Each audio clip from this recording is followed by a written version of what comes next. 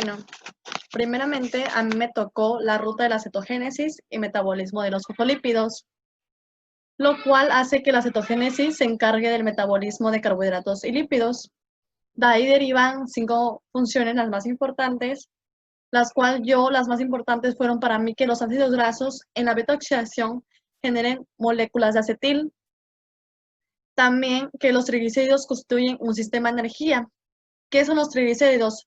Son un tipo de grasa que desempeñan principalmente como fuente de energía cuando se metaboliza el cuerpo humano. También otra de las 5 fueron que el exceso de aporte de la glucosa favorece la síntesis de triglicéridos y se teme a la obesidad.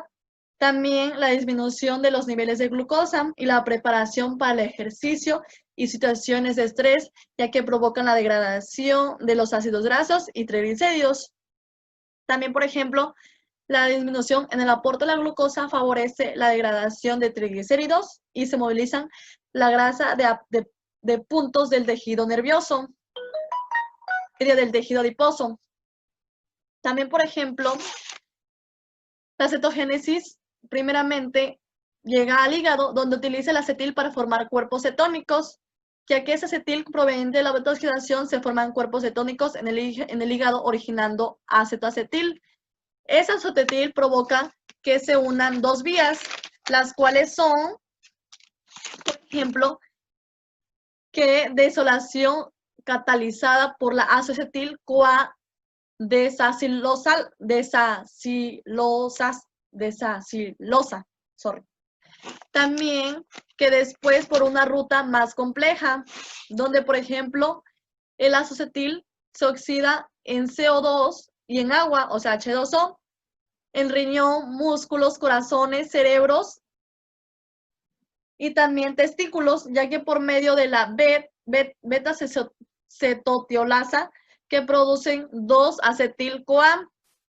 También, por ejemplo, cuando baja la concentración plasmática de la glucosa, se origina disminución en la secreción de insulina y aumento en el glucagón. Por ejemplo, también, donde yo voy a explicar el metabolismo de los fosfolípidos, primeramente, los lípidos tienen que ver también con los triglicéridos, ya que son lípidos de la dieta y son la principal energía metabólica y son ácidos grasos.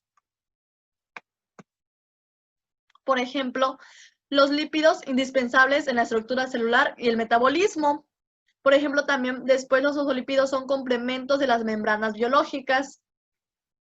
Y así como la glucosa, el metabolismo se oxida al CO2 y H2O, los triglicéridos tienen menor estado de oxidación y a la glucosa los grasos rinden con el doble de energía que el peso de proteínas. También, por último, los lípidos se transportan en complejos lipróticos, ya que los triglicéridos se sintetizan en el hígado, donde se empaquetan en lipoproteínas de baja densidad, en VLDL, donde se forman directo en la sangre. Y voy a explicar una imagen donde se va a ver el ciclo de Krebs, al cual está conjugado el metabolismo de los lípidos, donde se ven también, como expliqué, del riñón baja al glucógeno y a la glucosa, donde forma acetil-CoA y donde ahí forma el ciclo de Krebs.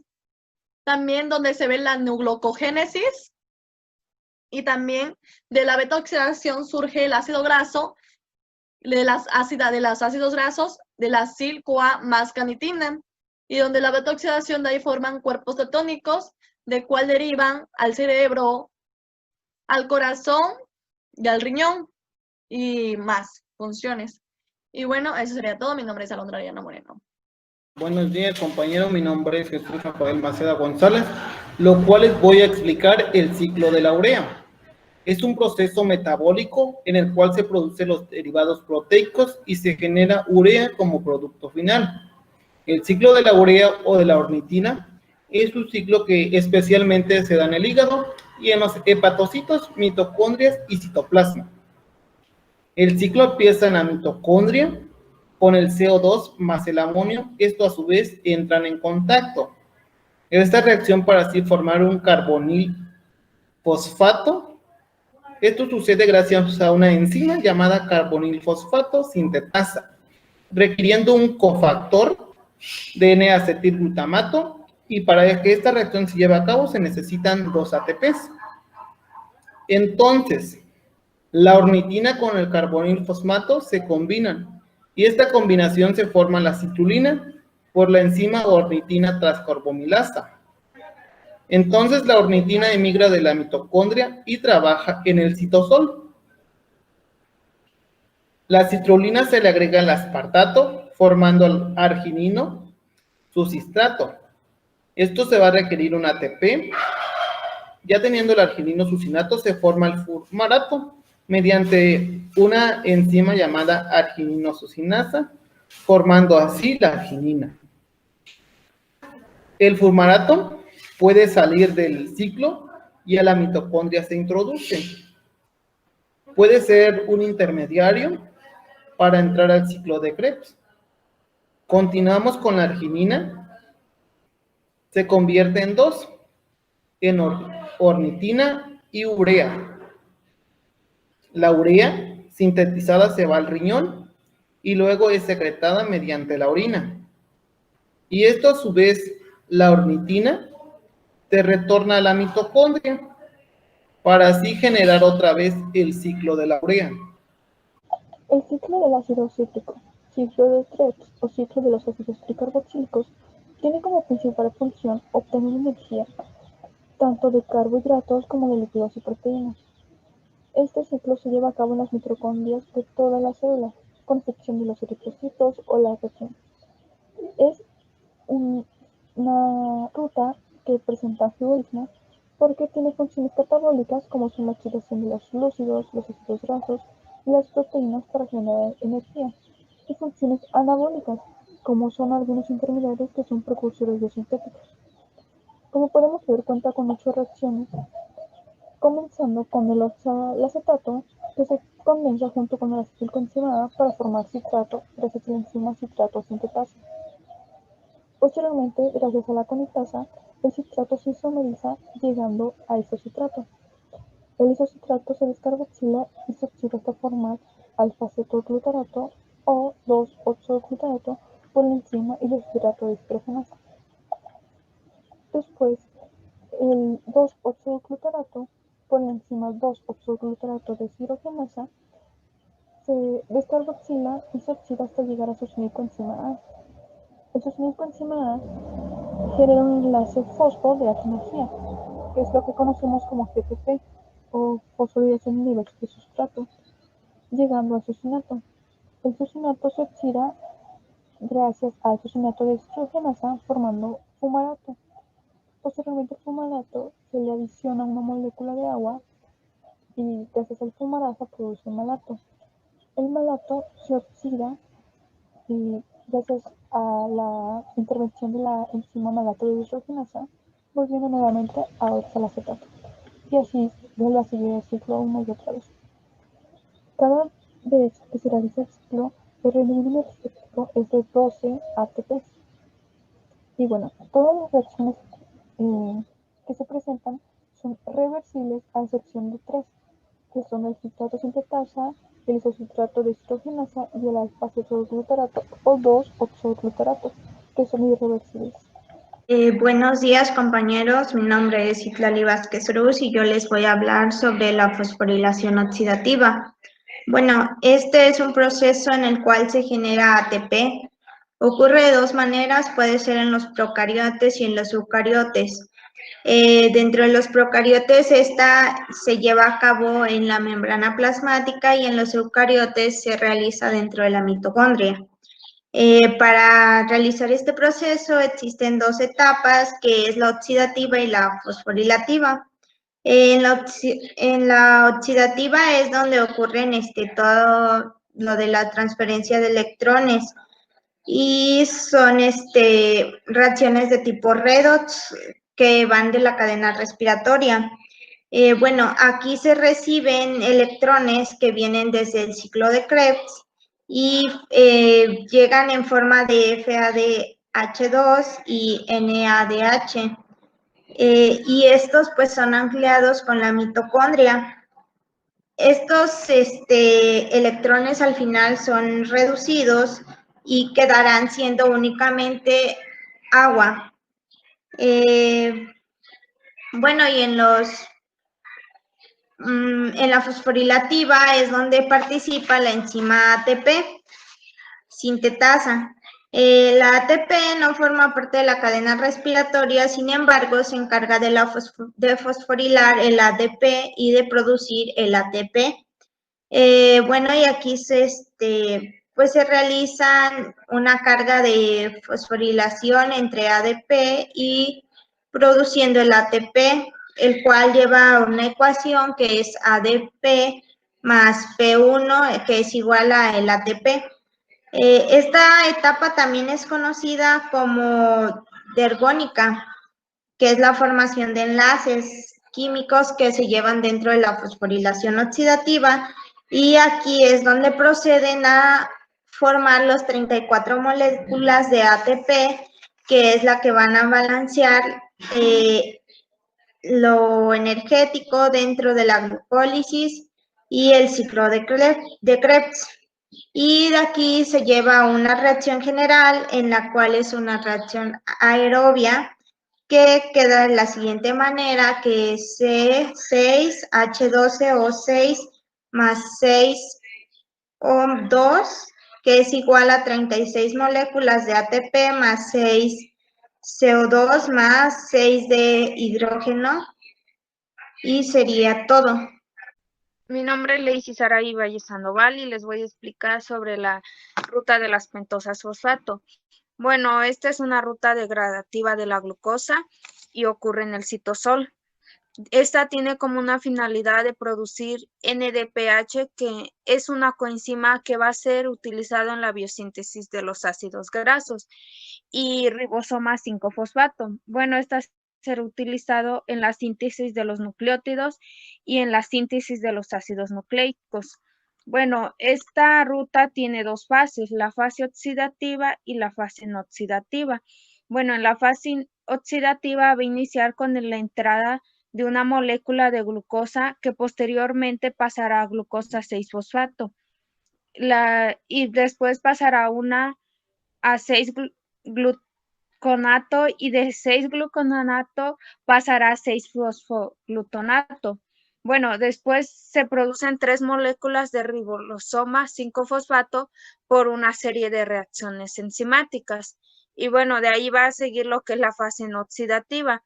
Por medio de estos 3 moléculas de ribosoma se va a obtener una ribosoma 5-fosfato y una ribosoma 5-fosfato y bueno, como en la ribosoma 5-fosfato va a funcionar para la producción de una sedultosa 7-fosfato y para la producción de una fructosa 6-fosfato y un gliceraldehído 3-fosfato. Por otro lado, en la ribosoma 5-fosfato va a ser utilizado por reacción de transfertolasa para producir un gliceraldehído 3-fosfato y posteriormente para producir una fructosa 6-fosfato.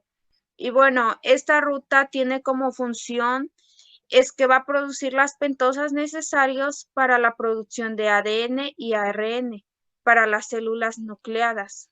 Y bueno, esto sería todo. Muy bien. Ahora veremos el metabolismo de los aminoácidos. Para esto, primero vamos a conocer qué son los aminoácidos.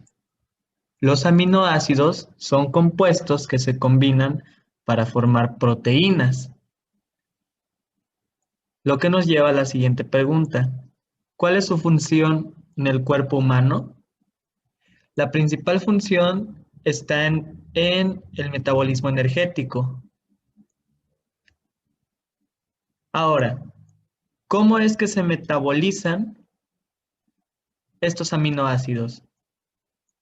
Bueno, los aminoácidos sufren 3 etapas en su metabolismo, que es su transminación, su desaminación oxidativa y el ciclo de la urea. En la transminación los aminoácidos reaccionan con el alfa-cetoglutarato, originando dos compuestos, los cuales son los alfa-cetoácidos y el glutamato.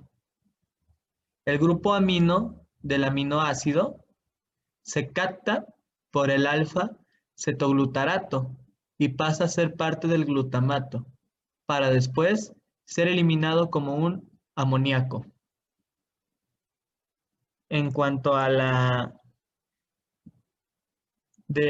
desaminación oxidativa, tenemos que en esta etapa el amoníaco obtenido en la transminación,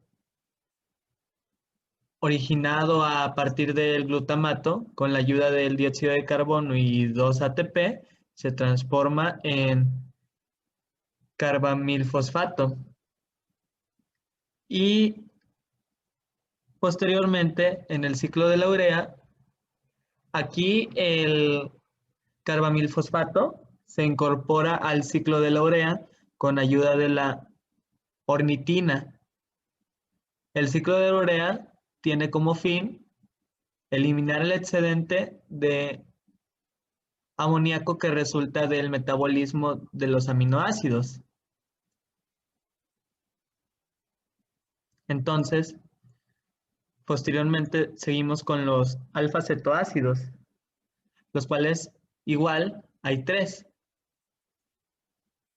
En el que el primero son los glucogénicos, que estos producen piruvato, fumarato, succinilcoenzima A y oxalacetato.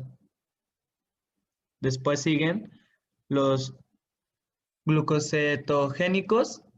Estos producen lo mismo que los glucogénicos, pero aparte, o más bien dicho, aparte de eso, producen acetilcoenzima A y acetoacetato. Y por último, los cetogénicos, que estos producen solamente acetilcoenzima A y acetoacetato. Muy bien, por último, solamente recalcar que las cadenas carbonadas de los aminoácidos entran en función de dos formas, que es cuando hay una ingesta de alimentos como productores de energía y lípidos, y cuando hay ayuno o falta de alimentos con la glucogénesis o la citogénesis.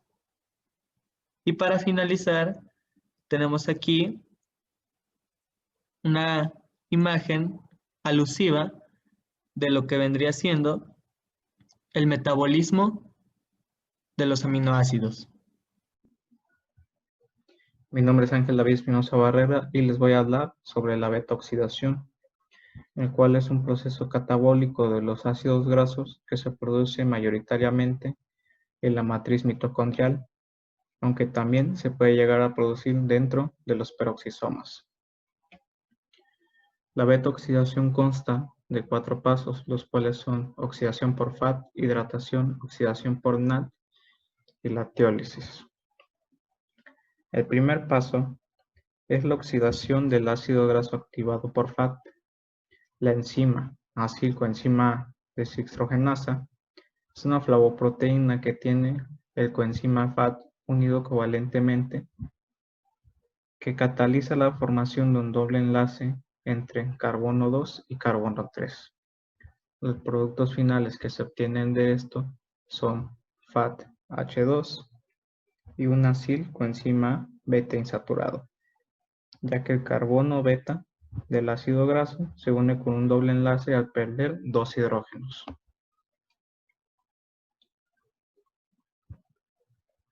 El siguiente paso es la hidratación del doble enlace trans entre carbono 2 y carbono 3.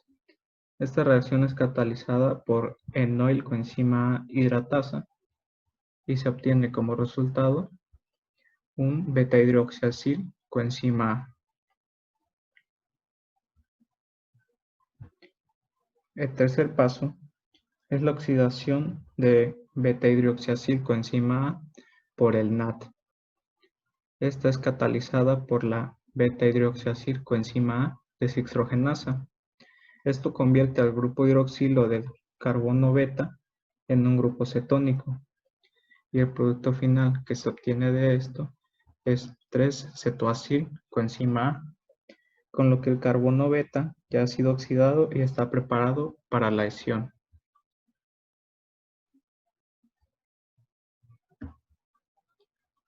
El paso final para la ruptura del cetoacil coenzima A entre carbono 2 y carbono 3 por el grupo tiol de otra molécula de coenzima A es la tiólisis. Esta reacción es catalizada por la beta-cetotialasa y da lugar a una molécula de acetil coenzima A y un acil coenzima A con 2 carbonos menos.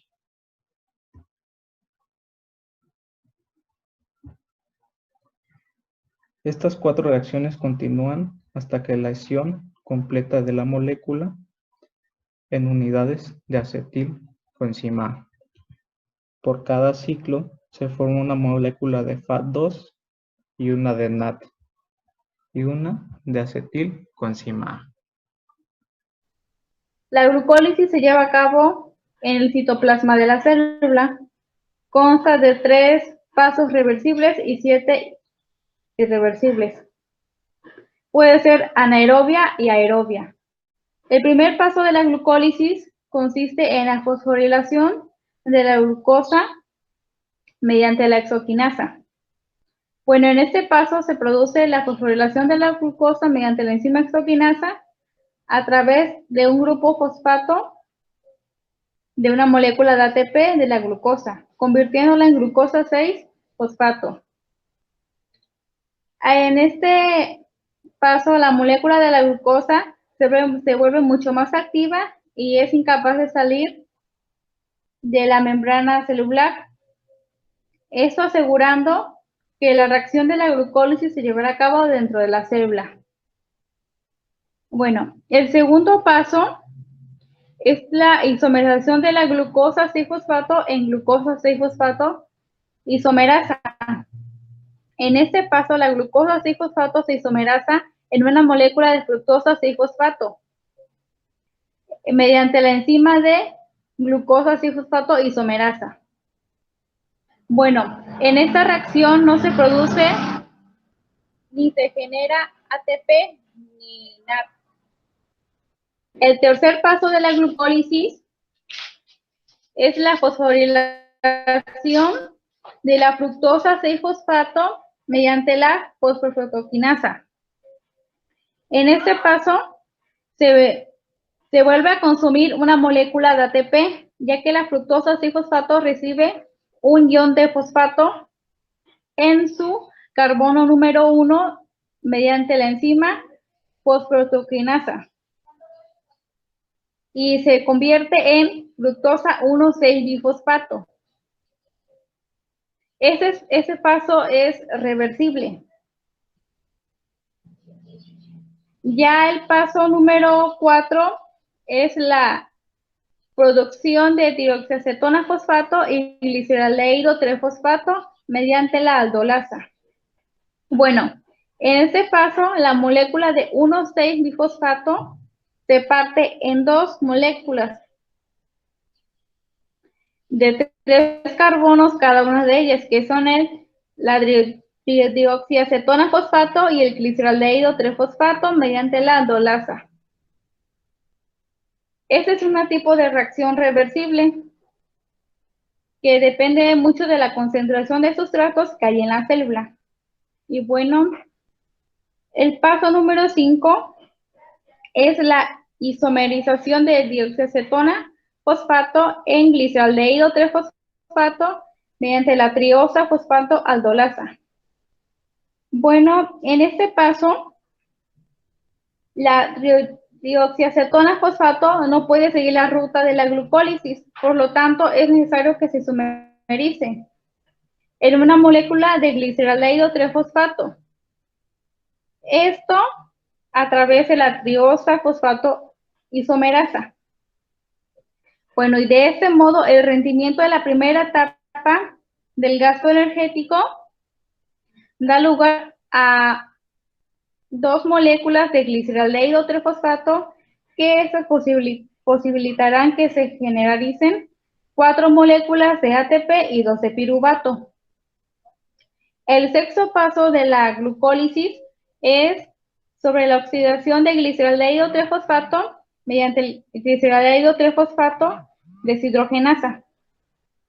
Bueno, en este paso, el gliceraldehído trifosfato se convierte en 1,3-bisfosglicerato, ya que la enzima gliceraldehído trifosfato deshidrogenasa añade un ion fosfato al carbono 1 de gliceraldehído trifosfato deshidrogenasa. Esto mediante la reducción de NAD y produce una molécula de NAD+ y un ion de hidrógeno. El séptimo paso de la glucólisis consiste en este paso se genera la primera molécula de ATP y la enzima fosfoglicerato quinasa transforma una molécula de ATP en otra molécula de ATP, pasando al grupo fosfato del primer carbono, del carbono 1,3-fosfoglicerato y transformándolo en 3-fosfoglicerato. Bueno, el octavo paso de la glucólisis, en este paso solamente hay una isomerización del fosfato de carbono 3 que pasa al carbono 2, dando lugar a 2-fosfoglicerato a través de la enzima fosfoglicerato mutasa. Bueno, ya casi es la recta final de la glucólisis. Aquí se forma un doble enlace en el carbono 2, donde se encontraba el grupo fosfato, y se elimina una molécula de agua por el hidrógeno del carbono 2 y en el grupo OH, que sobra el carbono 2 que sobra el carbono 3 del 2-fosfoglicerato. Y ya en el último paso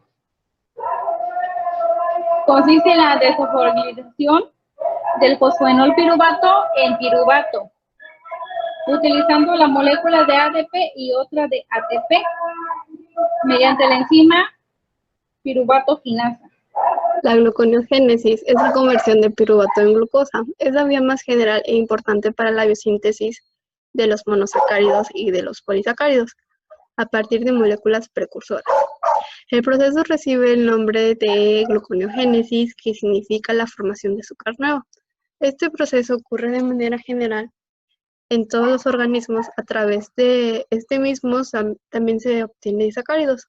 El piruvato, el oxalacetato, el lactato y los aminoácidos glucogenéticos pueden ser transformados en glucosa y en glucógeno por organismos heterótrofos. Los carbohidratos pueden ser también biosintetizados a partir de diversas sustancias. Estos constituyen precursores sencillos que pueden ser glúcidos preexistentes u otras de naturaleza diferente. Los glúcidos preformados pueden originar carbohidratos por conversión, mientras que las sustancias no glucídicas requieren procesos químicos más complejos. La transformación del piruvato en glucosa se produce por inmersión de la mayoría de las reacciones de la glucólisis. Existen 3 etapas reversibles que son utilizadas en la conversión del piruvato en glucosa. Estas etapas sustituyen por reacciones alternativas que son favorablemente termodinámicas a la síntesis. Estas son la formación de fosfolenol piruvato a partir del piruvato, la transformación de fructosa 1,6 difosfato en fructosa 6-fosfato y la transformación de la glucosa 6-fosfato en glucosa 6-fosfato.